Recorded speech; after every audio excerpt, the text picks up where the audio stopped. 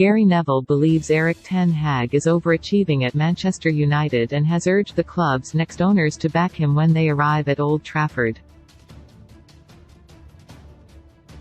United closed to within 5 points of top spot in the Premier League on Sunday with a 3-0 win over Leicester, and have a Carabao Cup final to look forward to later this week.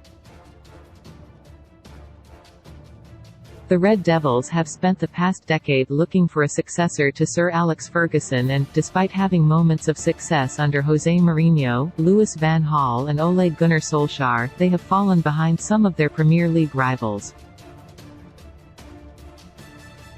Ten Hag has impressed during his first 6 months in the dugout, though, and has not been afraid to make some major decisions.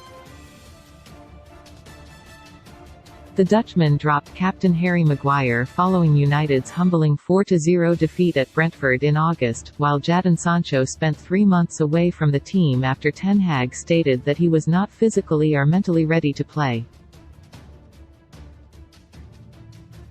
Ten Hag's rejuvenated Manchester United are 5 points off the top of the Premier League. Gary Neville has been very impressed and thinks Ten Hag is getting the most out of his players. Both men have still remained a part of the squad, with Sancho scoring in his last 2 home appearances on his return to the side.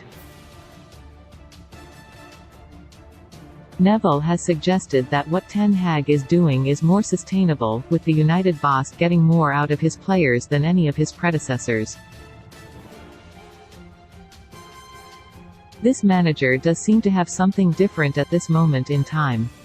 He's getting a lot more out of the squad than I would expect, Neville said on the Gary Neville podcast. I think some of those previous United managers had better players and better squads. If you'd said to me that Manchester United a year ago with Ralf Rangnick as manager, would be playing today with Marcus Rashford up front with Wout Weghorst and Garnacho, I'd be saying, we're in a bit of trouble here. If you'd said that Martial would still be holding the line up front, Lindelof, Wan-Bissaka, Fred, McTominay, all these players, they're still here.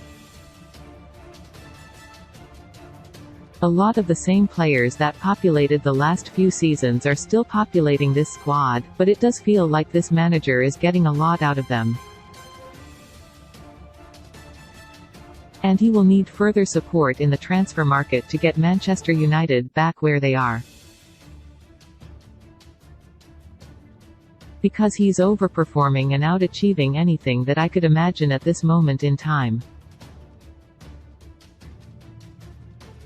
But let's say they spent £300 million in the summer on 3 to 4 world-class players, that expectation would rise from thinking we're in the Carabao Cup final, we now want to be challenging for the title.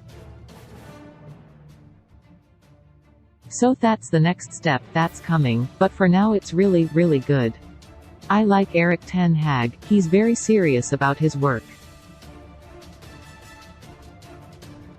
He's made big decisions that I expect have made him really popular in the dressing room around the captain, the star player, the way he's dealt with Sancho in a sensitive way. I think that demonstrates that he's got a wide range of skills to be able to deal with tough situations. United's success on the pitch has come amid some uncertainty off it, with multiple parties launching bids to take over the club from the Glazer family. Sir Jim Ratcliffe's Ineos could be United's next owners, and Neville wants the club to back Ten Hag in the upcoming transfer windows. Qatari investors, led by banker Sheikh Jassim bin Hamad Al Thani, and Sir Jim Ratcliffe's Ineos both submitted bids to buy the club before last Friday's soft deadline. It remains unclear as to who will get the nod, but Neville has called for whoever takes over the club to give Ten Hag all the support he needs to make United a major force in the Premier League once more.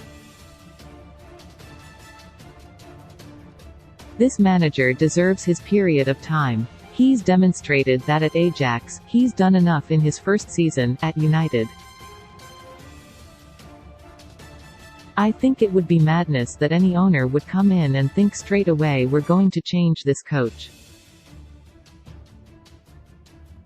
I don't think they would have that even in their minds, Neville added. In fact, I would have it that complete opposite, that this coach needs supporting for the next couple of years at least off the back of this one.